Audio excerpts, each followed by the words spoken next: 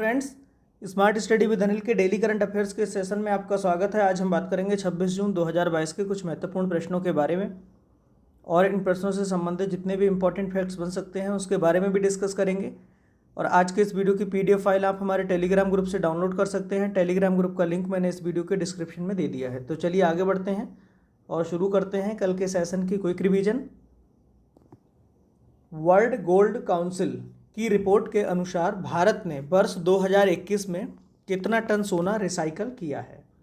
तो इस रिपोर्ट के अनुसार भारत ने वर्ष 2021 में कुल 75 टन सोना रिसाइकल किया है। Ookla speed test global index में भारत किस स्थान पर रहा है? तो Ookla speed test global index, इसमें भारत की जो स्थिति है वो 115वें नंबर पर है। 24 जून 2022 को डीआरडीओ और भारतीय नौसेना ने कम दूरी की सतह से हवा में मार करने वाली वर्टिकल लॉन्च मिसाइल का सफलतापूर्वक उड़ान परीक्षण कहाँ पर किया है? तो इस मिसाइल का जो परीक्षण है वो उड़ीसा में किया था। हाल ही में किस राज्य के मुख्यमंत्री द्वारा राज्य के प्राथमिक विद्यालयों में छात्रों को नामांकित करने के लिए 17वें शाला प्रवेशोत्सव अभियान का शुभारंभ किया गया? तो इसका शुभारंभ किया गया था गुजरात से। विश्व बैंक ने किस राज्य में वर्षा आधारित खेती को बढ़ावा देने की परियोजना को मंजूरी दी है? तो अभी हाल ही में उत्तराखंड में विश्व बैंक ने वर्षा आधारित खेती को बढ़ावा देने की परियोजना को मंजूरी दी है। हाल ही में भारतीय केंद्रीय वाणिज्य और उद्योग मंत्री पीयूष गोयल ने कहां पर मैंगो फेस्टिवल का उद्घाटन किया है?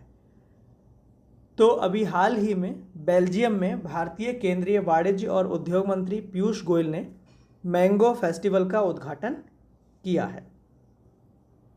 नेक्स्ट, नेशनल इन्वेस्टिगेशन एजेंसी यानी कि एनआईए का महानिदेशक किसे नियुक्त किया गया है? तो एनआईए का महानिदेशक ये किसको नियुक्त किया गया है? दिनकर गुप्ता को। हाल ही में अन्नपूर्णा चोटी पर चढ़ने वाले पहले भारतीय पर्वतारोही कौन बने हैं?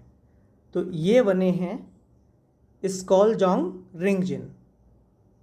नेक्स्ट, केंद्र ने इंटेलिजेंस ब्यूरो आईबी का नया चीफ किसे नियुक्त किया है? तो आईबी का नया चीफ ये नियुक्त किया है तपन कुमार डेका को। वर्ष 2023 में G20 की बैठक भारत के किस राज्य केंद्र शासित प्रदेश में आयोजित की जाएगी? तो G20 2023 में भारत के जम्मू और कश्मीर में इसकी बैठक का आयोजन किया जाएगा। आगे बढ़ते हैं और शुरू करते हैं आज का सेशन। केंद्र सरकार ने रॉ यानी रिसर्च एंड एनालिसिस विंग के चीफ सामंत गोयल का कार्यकाल कितने साल बढ़ाया है? ऑप्शंस हैं 1 साल, 2 साल, 3 साल, 4 साल। तो इस प्रश्न का सही उत्तर है ऑप्शन ए 1 साल। अभी हाल ही में केंद्र सरकार ने रॉ के चीफ सामंत गोयल का जो कार्यकाल है वो 1 साल के लिए दोबारा बढ़ा दिया है।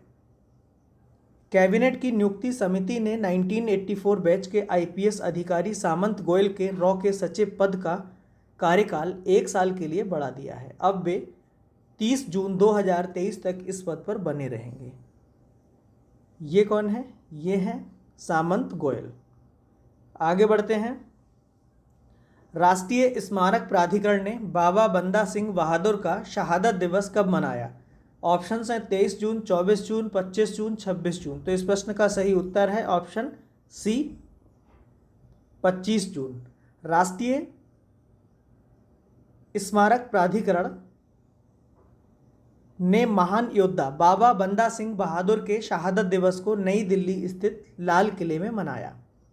बाबा बंदा सिंह बहादुर एक महान सिख योद्धा और खालसा आर्मी के एक कमांडर थे जिन्होंने उत्तर भारत के एक बड़े हिस्से को दमनकारी मुगल शासन से मुक्त कराया था।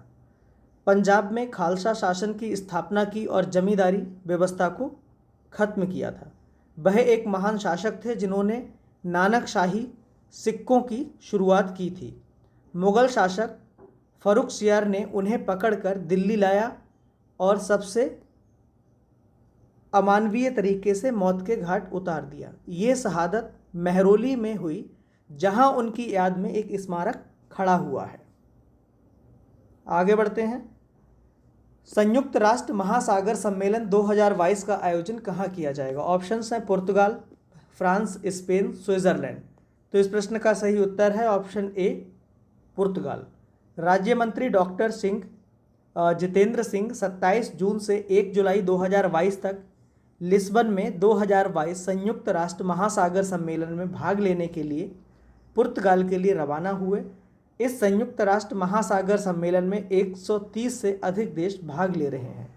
डॉक्टर जितेंद्र सिंह संयुक्त राष्ट्र सम्मेलन में भारत की ओर से लक्ष्य 14 के कार्यान्वयन के लिए विज्ञान और नवाचार पर आधारित महासागर गतिविधि को बढ़ाना, अब तक हुए कार्य का लेखा जोखा लेना और साझेदारी और समाधान विषयों पर भाषण देंगे। अगर हम पुर्तगाल की विश्व मैप में लोकेशन की बात करें तो ये यूरोपियन कंट्रीज़ है, यानी कि यूरोप कॉन्टिनेंट में आता है और ये स्पेन के पश्चिम में इसकी अवस्थिति है। ये है पुर्तगाल।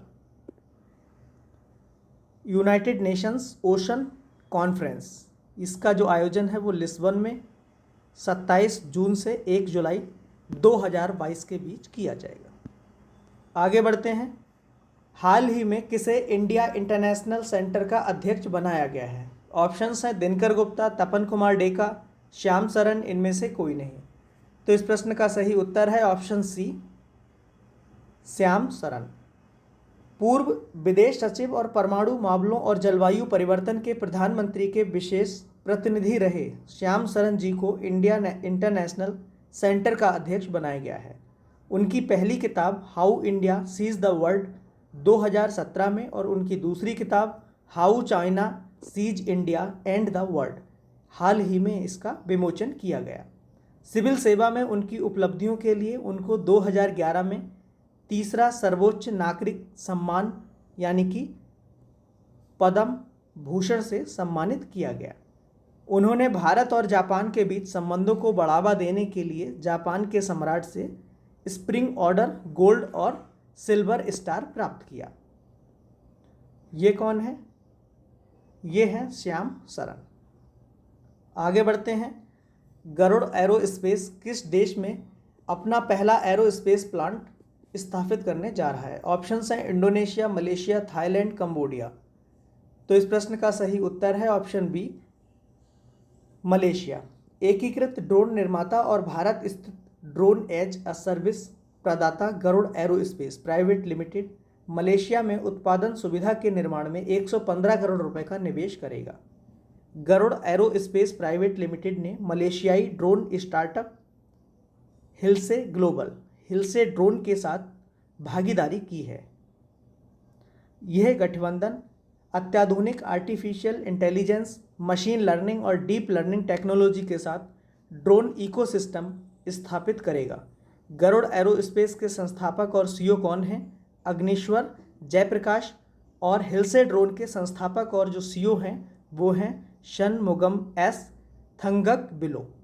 भारतीय क्रिकेट टीम के पूर्व कप्तान MS धोनी ने चेन्नई स्थित गरुड़ एरोस्पेस में निवेश किया है और वह कंपनी के ब्रांड एम्बेसडर भी हैं। Brand ambassador. अगर हम विश्व मैप में मलेशिया के लोकेशन की बात करें तो ये जो रेड कलर से यहाँ पे दिखाया जा रहा है ये मलेशिया है। आगे बढ़ते हैं। हाल ही में किस देश के द्वारा 3 नए रिमोट सेंसिंग उपग्रहों को लॉन्च किया गया है? ऑप्शंस हैं रूस, चीन, भारत, फ्रांस। तो इस प्रश्न का सही उत्तर है ऑप्शन बी, चीन। तो चीन के द्वारा 3 नए रिमोट सेंसिंग उपग्रहों को लॉन्च किया गया है। चीन के द्वारा दक्षिण पश्चिम चीन के सिचुआन प्रांत के जिचोंग सैटेलाइट लॉन्च सेंटर से 3 नए रिमोट सेंसिंग उपग्रहों को एक लॉन्ग मार्च 2D कैरियर रॉकेट के द्वारा सफलतापूर्वक लॉन्च किया गया।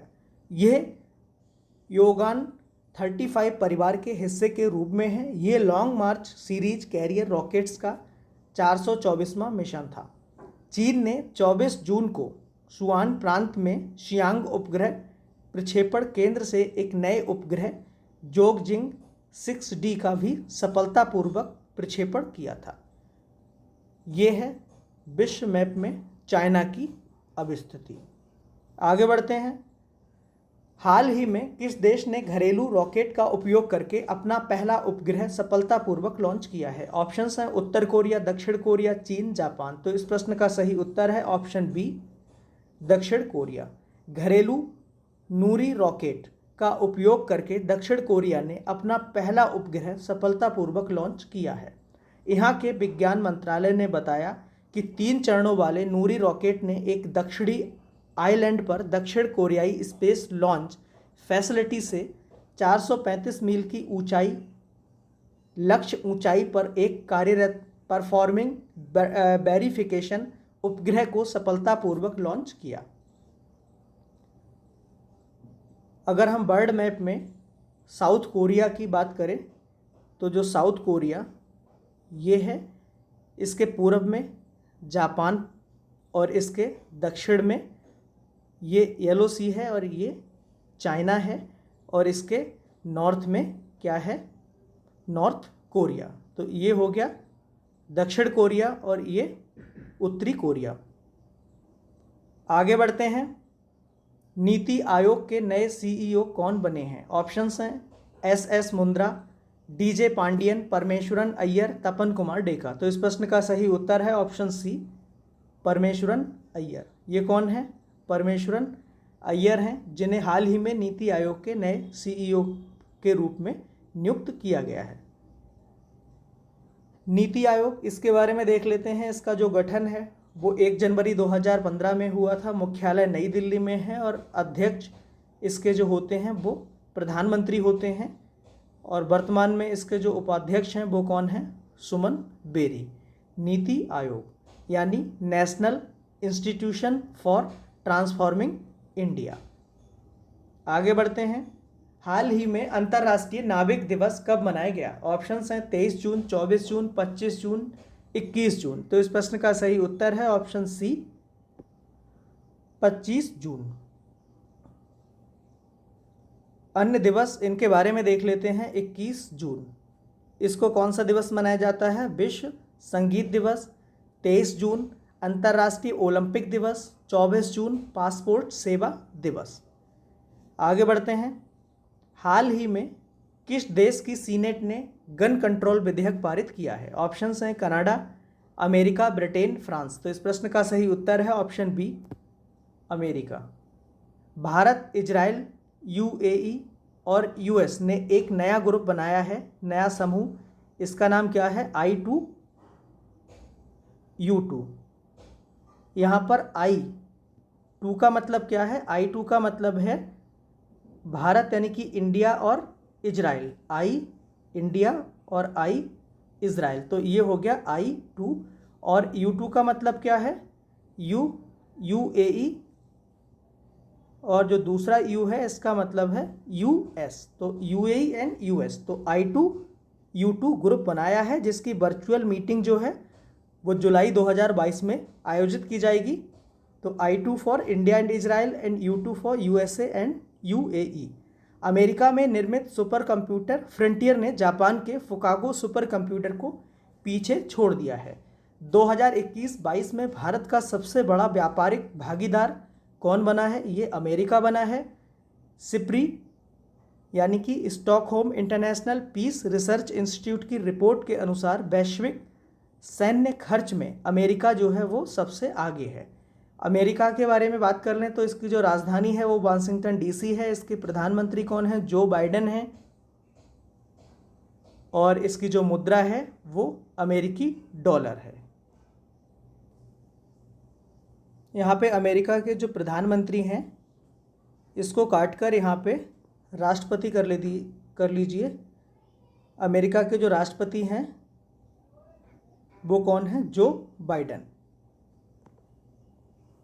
और इसकी जो मुद्रा है वो है अमेरिकी डॉलर। आगे बढ़ते हैं।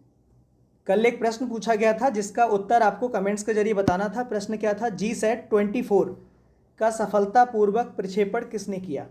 तो इसका सही उत्तर था ऑप्शन डी, एरियन स्पेस यानी कि एरियन स्पेस के द्वारा GSAT-24 इसका सफलतापूर्वक प्रक्षेपण किया गया।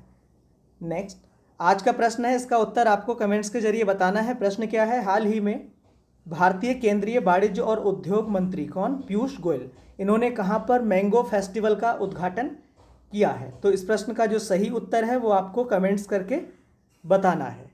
तो आज के लिए बस इतना ही। अगर आपको हमारा वीडियो अच्छा लगा हो तो वीडियो को लाइक करें, कमेंट्स करें, शेयर करें, और अगर आप हमारे चैनल पे नए हैं तो चैनल को सब्सक्राइब करें और इसके साथ ही बेल आइकन को प्रेस करना ना भूलें।